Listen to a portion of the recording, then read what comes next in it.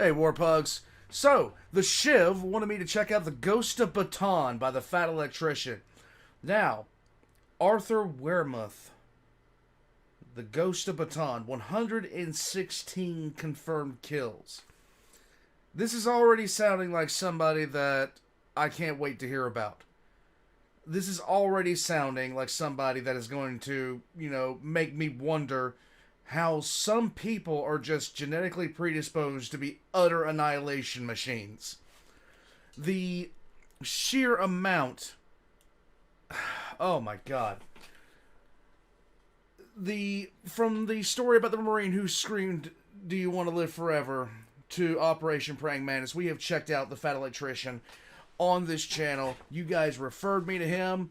He sent me some t-shirts. I'm not wearing one today because it's laundry day, guys. Sue me. It happens.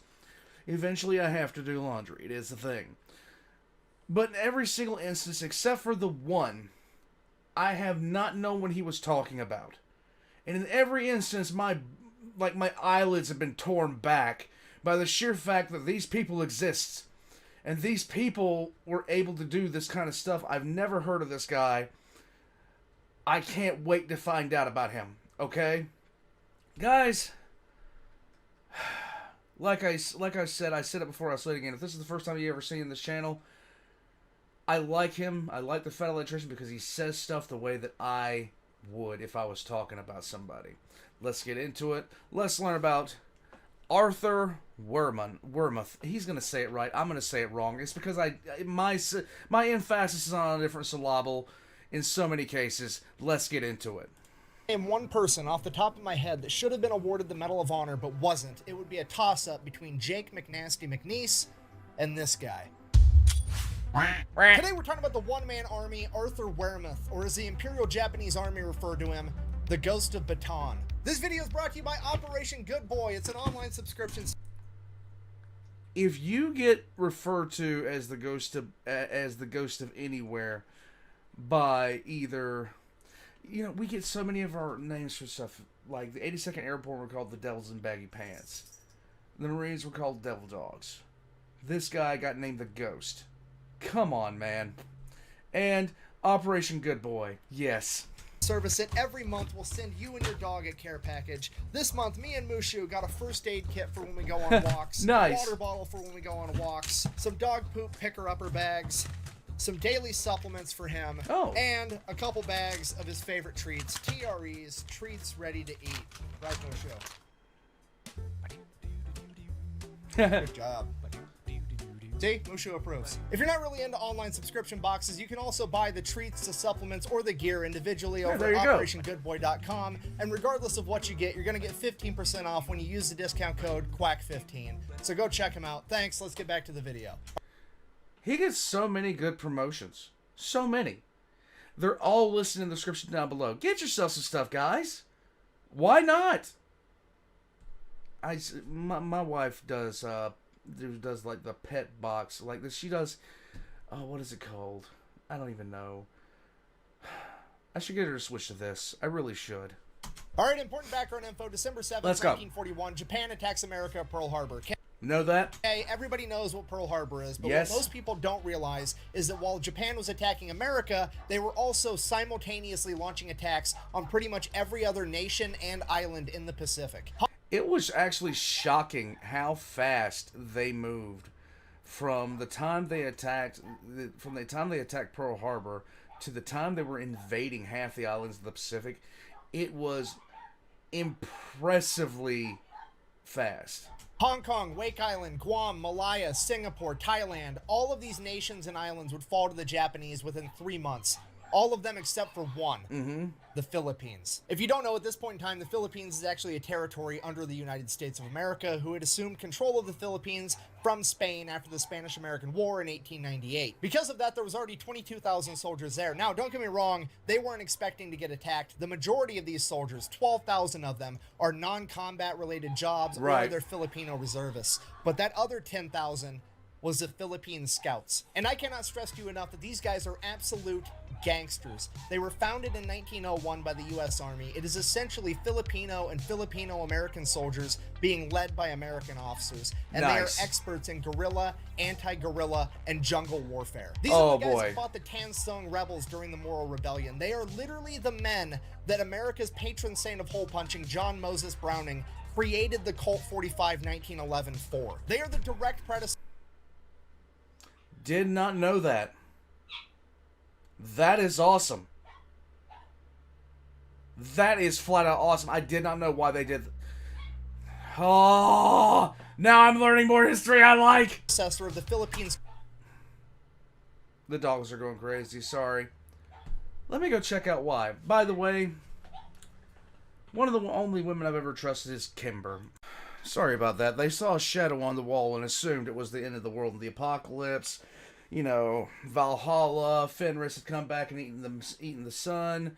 You know, all that kind of stuff. They typically do that at least 2 to 3 times a day for no reason. Number 2. Anyhow, let's go.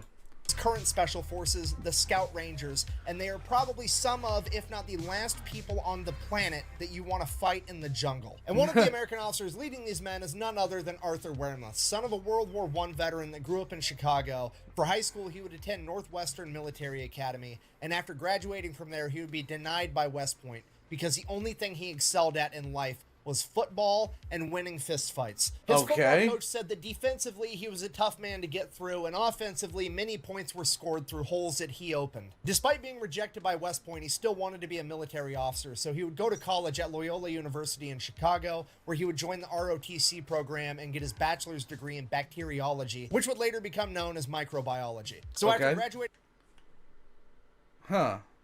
Well... One second. From college and receiving his commission as a military officer, he would write the United States War Department requesting to get put on active duty. He would get accepted and sent over to the Philippines, where he would arrive in January of 1941 to train with the Philippine Scouts. Fast forward 11 months later, the Japanese show up and they attack. Filipino and American forces are not ready. They are outmanned, outgunned in every conceivable way. At this point, leadership decides their best bet is to pool all of their resources and have everybody move to the Bataan Peninsula. They are essentially going to back themselves into a corner, draw one line in the sand, and desperately try to... I cannot actually say it enough. When the Japanese attacked, if you don't know how rapidly the Japanese advanced in the Pacific, it bears some research, because by the standards of that time, it was crazy how well it was planned. All the attacks that they had that went through. It's kind of crazy how well it was planned and executed. To hold that line long enough for American reinforcements to show up. It's not a great plan, but it's pretty much the only thing they can do. Right. And if that wasn't bad enough, there's actually a problem with that. The Japanese are advancing so fast that they're going to be able to cut off the route to Bataan before everybody can actually make it there. So now, Arthur Wermuth and the rest of the 57th Infantry Regiment are going to have to go and fight the Japanese on the front line, desperately trying to hold them off long enough for all the other people to retreat. General Wainwright gives them the order to dig in and hold, and that's exactly what Arthur and his men do. At this point, Arthur is in command of Delta Company of the 57th Infantry Regiment, which is roughly 150 Philippine scouts, and for the next 2 weeks, they go toe-to-toe with the Japanese army, desperately trying to hold them off long enough for everybody else to retreat. This was how Arthur and his men would spend Christmas of 1941, dealing heavy losses to the enemy. But by New Year's, they had faced the same thing and endured heavy losses themselves. By the first week of January 1942, Arthur's 150 men had dwindled down to just 37. At this point, it became clear that they were not going to be able to hold the front line, at which point they were ordered to retreat back to Bataan. But Arthur had a plan to slow down the Japanese even further. Arthur volunteers to... Let's hear it. Let's go. Sneak back into a city that recently fell to the Japanese by himself, because in that city there's a wooden bridge, and that wooden bridge is going to prove vital for the Japanese to quickly move troops further inland. Okay. And if Arthur can get rid of it, it is going to severely hamper their ability to do so. Right. So Arthur is going to sneak into this city by himself with demo charges, his Thompson submachine gun, and 2 5-gallon jugs of gasoline. He is then going to make his way to Main Street under the cover of night, dump the gasoline all over the buildings, and light Main Street on fire. Once all the buildings in Main Street are engulfed in flames, that is a signal to the Philippine scouts miles away that they're going to start dropping artillery on that area, and Arthur is going to use that as a distraction to make his way over to this bridge, place some demo charges, and blow it up. And that's pretty much exactly what happens. Arthur sneaks into town, manages to light Main Street on fire, waits for the fire to grow a little bit, at which point Arthur knows the artillery fire is coming right on top of him any second, and he just has to make a run for this bridge. But this bridge is wide out in the open right next to Main Street, and he is about to run essentially down Main Street towards a bridge that's being guarded,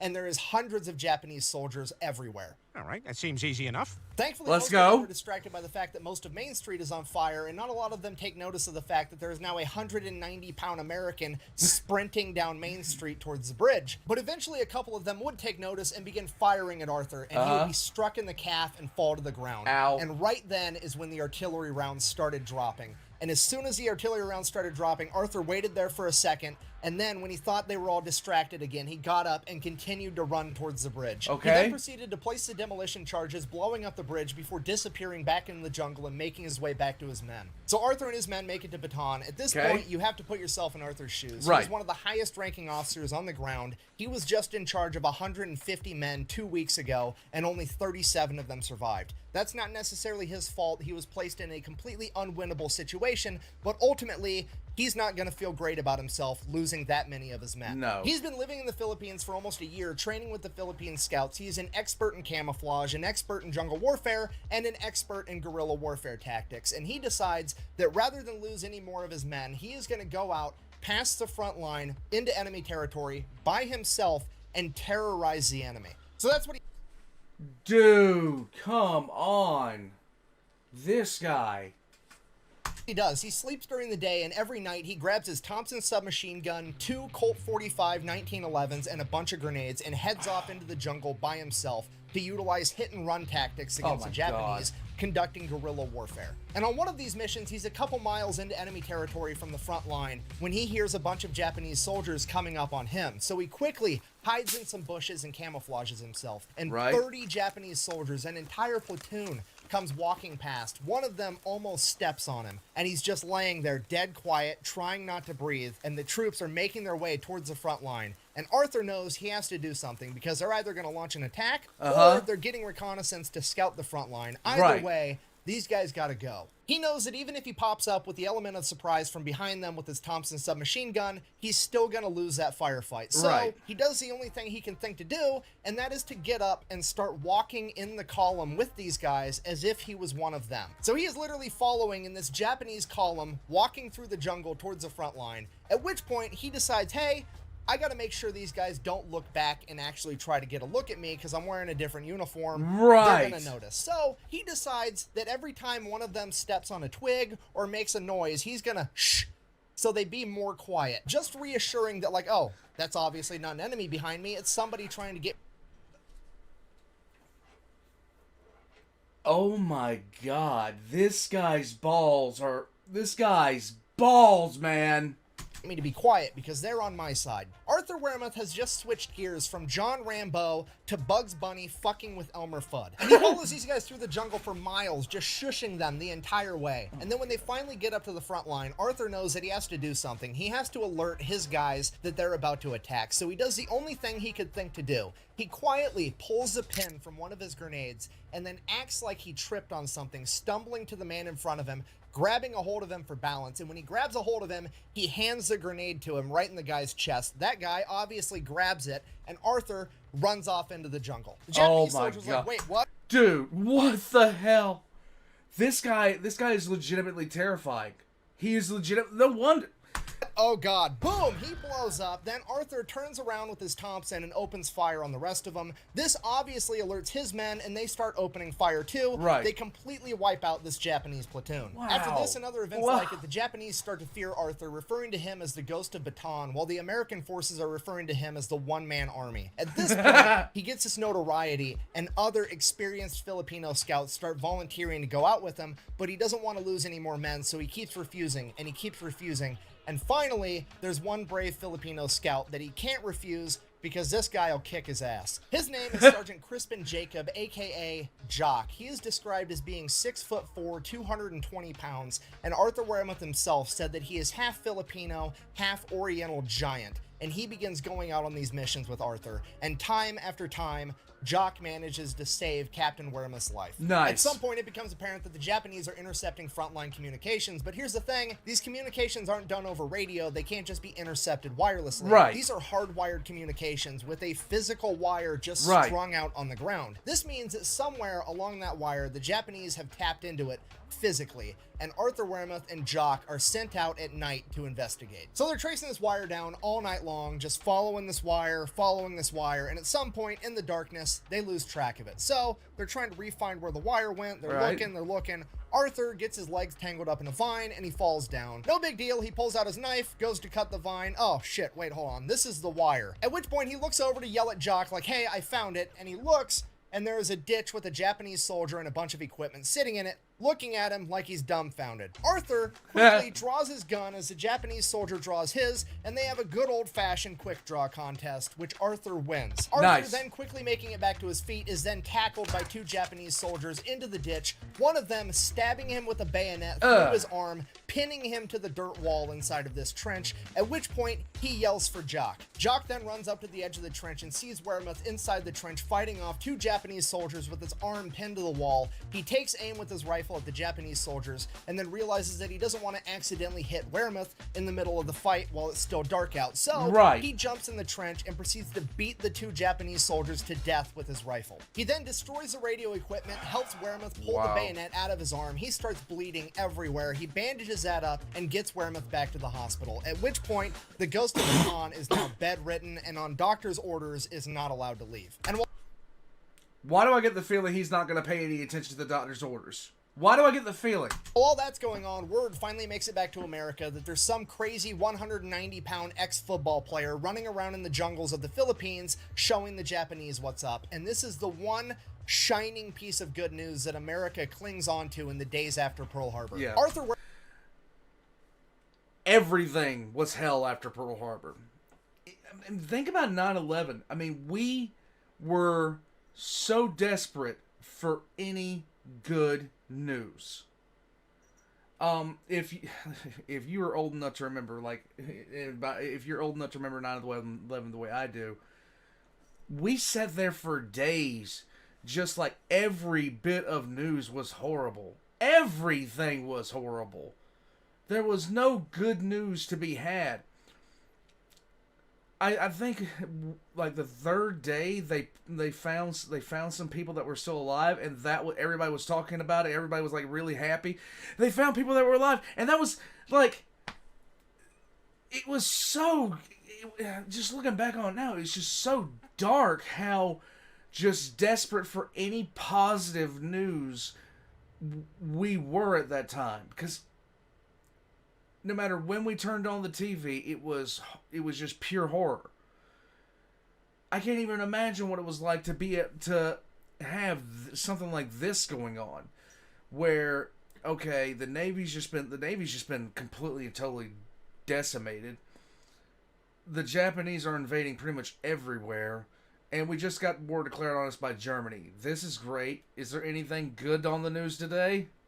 Wermuth unknowingly becomes an overnight celebrity in America. He is taking up all the headlines. They are making comic books about him and his partner Jock. He is inside of bubblegum packets telling the story of them finding the tap in the communication line. Arthur Wermuth is now one of the first main characters in World War II fighting for America, and he is vital for overall American morale. And just like a main character, he decides that he's not going to stay bedridden. He violates doctor's orders, checks himself out of the hospital, and gets back in the fight. At this point, the Japanese have flooded the entire surrounding area with snipers that are picking off American and Filipino soldiers day and night, and Arthur Wermuth has to be the man that does something about it. But considering that there's so many of them, and that Jock just saved his life, he comes to the conclusion that having some friends around isn't exactly a bad idea. So he starts taking volunteers to join his special anti-sniper unit, and 84 of the meanest, most experienced Philippine scouts volunteered. Not only these guys sniping the snipers, there was also a bunch of them out in the jungle, camouflaged and hidden, waiting for the sniper to fire so they knew where he was, and then they were going to come at him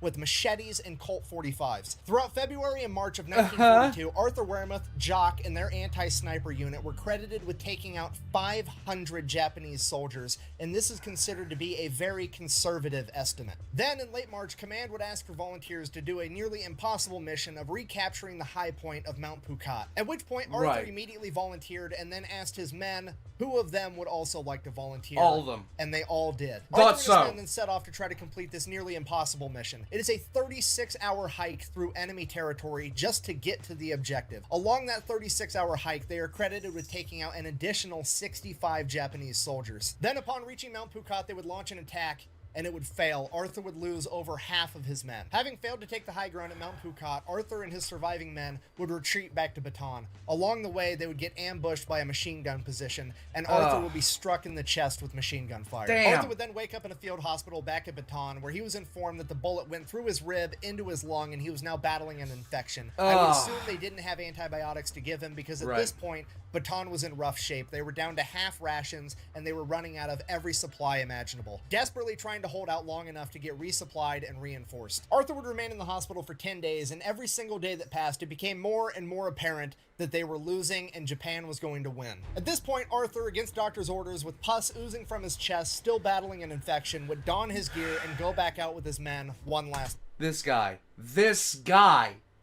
time. Arthur and his anti-sniper unit desperately tried to hold the line against the Japanese, but due to sheer overwhelming numbers, they were beaten back over and over again, and during one of their retreats on April 9th, Arthur would slip down the side of a cliff, smacking his head on a rock, rendered unconscious. He would again wake up in the hospital, but this time when he awoke, he would come to find out that the Japanese had completely taken over Bataan, the Americans had been forced to surrender, and General MacArthur had fled to Australia. This is absolutely the worst possible outcome, because the Imperial Japanese believe that if you surrender in battle, you lose your honor, and if you lose your honor, you are no longer human. You are subhuman and no longer eligible for human rights, which gives them the justification to treat you however they want. Arthur Wermuth is bedridden, having been shot in the leg, stabbed in the arm with a bayonet, shot in the chest, concussed, and battling an infection, and he is probably one of the luckiest men there. Because pretty much everybody else is forced to participate in the Bataan Death March, and I don't really want to get too far into what that is and what happened, but suffice it to say, over 30% of everybody else is going to die in captivity as a prisoner of war. And if Arthur Wermuth were also forced to go down the Bataan Death March, he would absolutely be a member of that 30% given his current condition. I can't verify this for sure, but I think the reason that they let Arthur Wermuth have a chance at surviving is because technically he never surrendered. He was fatally wounded in battle, and when he woke up, he had already been captured. So I think that maybe the Japanese didn't look down on him as subhuman because he didn't forfeit his honor. He literally fought until he lost consciousness, and by sheer luck, he survived and woke up in captivity. After making his recovery, now Major Wermuth would find himself being the highest-ranking military officer around, making him the leader of the few remaining Americans that were lucky enough to escape the Bataan Death March. And for the next year, they are used as forced labor to build Japanese airstrips. One of the Americans under the command of Arthur was a man by the name of Elliot Smesler, who later on in life would write a book of memoirs about his time as a prisoner of war under the Japanese. In that book, he wrote this, quote, "The first year of my captivity, I worked on building an airfield for the Japanese. Life wasn't bad because they were afraid of the major in charge. His name was Major Wermuth, and the Japanese called him Wermuth the Lion." Now, I think this is actually... Oh my god. Oh man, when you managed to... Like, the Japanese didn't care. They really didn't. And they were... Like, people often forget just how savage the Japanese were in World War II. They were in a lot of ways worse than the Nazis when it came down to it. They just did not care. If you were unfortunate enough to be captured by the Japanese, you were in for it. You were absolutely in for it. So for them to be that scared of him, that must mean he was terrifying. Further evidence that the Japanese don't believe that he actually surrendered and didn't lose his honor in battle, because they are still scared of him despite the fact that he is their prisoner. And he definitely didn't surrender, because while Arthur and the men under his command did build the airstrip they were told to build, They sabotaged it so that the concrete Nice. would buckle underneath the weight of Japanese heavy bombers, not only damaging the airstrip, but the bombers as well. Yeah, Nice. despite being a POW for over a year, Arthur and the men under his command are still finding a way to slow down the Japanese military. Because of this, Arthur and the men under his command are sent to live on a hell ship known as the Oryoku Maru, which, if you don't know, a hell ship is essentially a POW camp on a boat, and they are infamous for their horrific living conditions. The only thing worse than being a starving POW is being a starving POW on a boat with no shade while you're seasick. Then on January 9th, 1945, the USS Hornet, an American aircraft carrier, would mistake the hell ship for a troop transport. Come on, man. This bombing would kill over 250 Americans instantly, wounding and injuring almost every other American on board, including Arthur Wermuth. Despite having his wounds go untreated while starving to death, Arthur still somehow managed to survive, making it to Japan to be inside of a POW camp there, where he would later be freed after Japan surrendered. When Arthur Wermuth shipped off from America to the Philippines in 1941, he weighed 190 pounds. When he finally got to return home to America after World War II, he weighed only 105. He would then be awarded 4 Purple Hearts, the Silver Star, and the Distinguished Service Cross. He is credited with 116 kills and will go down in history as the one-man army of Bataan. Despite this, he credited his men, saying that 90% of what he was able to accomplish was due to the Philippine Scouts and that they were the best soldiers in the world. So in conclusion, the fall of Wake Island and the Philippines are considered to be some of the first losses dealt to America during World War II, but in many ways they are also some of the first victories, as stories of heroes like that of Hank Elrod and the Marines of Wake Island, and Arthur Wermuth and his Philippine Scouts reached the rest of the world. It would become clear to America that this war was winnable, and it would become clear to Japan that they had a lot bigger fight on their hands than they ever anticipated. Thank you for watching. Best way to support the channel is go check out thefatelectrician.com. Quack bang, out. Warpugs, fatelectrician.com. Get yourself some merch. Okay, so good old Arthur. I cannot believe these people exist. I cannot believe these people exist, but yet they do. But one of the things that happened, one of the things he did when he snuck into the platoon, one of the best ways to go unnoticed is to simply act like you belong. It's the weirdest kind of camouflage. It really is the weirdest kind of camouflage. The Japanese, he went for miles of the jungle. Now that is a trick. That is a trick of the mind where if you can tell if somebody's acting a certain kind of way. You can tell if somebody's not... What's the best way to say it? If somebody doesn't fit in by the way they're stepping, everything like that. Oh my God. One of my favorite examples of this. Of just acting like you belong. There was a show called The Colony. It was a survival show, and the whole premise, it got canceled after 2 seasons because somebody died in the 3rd season. But the whole premise was, it was just a post-apocalypse, post-societal collapse survival show. A group of survivors would get together. They'd put them in a location, and then they would have to fend off bandit raids and so on. It was actually a pretty cool show. It was actually a pretty decently cool show. Of course, there were parts that were hacky and stuff like that. Like, they would have raiders that would come in, and they couldn't actually fight the raiders. They'd have to do this thing where they would just, like, push them off and all this other kind of stuff. But during the 2nd season, there was a cast member that was... I can't remember what part of the Special Forces he was in. But they sent him in because these people were doing so badly. They were just doing horribly. They were starving. It was an utter mess. Well, this guy, they send him in. They tell him he's got to go in there, and I don't know what the conversation was, but he walked all the way into their camp, past like 5 or 6 people that never even looked at him. He just walked past them, walked all the way into the camp, and then took a knife and stabbed a note right at their doorstep, and then just walked back out. And only on his way out, because of the noise, did they actually notice that he was even there. They just assumed he was one of them. They just assumed it. It was one of the most brilliant displays of using just camouflaging yourself that I've ever seen. And it happened right there on TV. It happened right there on TV. And I got a feeling that's exactly what he did. That's exactly how he carried this out. Shushing them was a great thing too. And then imagine that poor bastard that caught the grenade. Oh, it sucks to suck, doesn't it? There's so much about the Second World War that we simply gloss over in most schools and don't talk about that much. But when it boils down to it, the Japanese were some of the biggest bastards on the planet.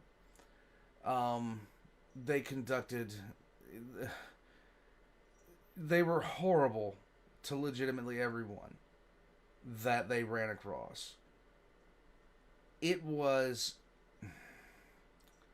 in all ways, to be a town that was captured by the Japanese was probably one of the worst things that could happen to you, because they did not care about literally anything. They had certain rules in place of conduct that they could and could not do, but if you want, like, there were so many cases of atrocities being committed that it just bordered on the insane. And if you didn't know that, well, they're the cute little anime stuff, yeah, their grandfathers and great grandfathers were decidedly messed up. I'm just saying. Warpugs, I'm gonna head out from here. Go to thefatelectrician.com, get yourself some merch. You'll find that link in the description down below. You'll find my links in the description down below too. I really have been enjoying the Fat Electrician every single time you guys have recommended him to me. And I was just taking a look inside, and I see that at least 6 more have been requested. We will get to them. A bit at a time, we will get to them.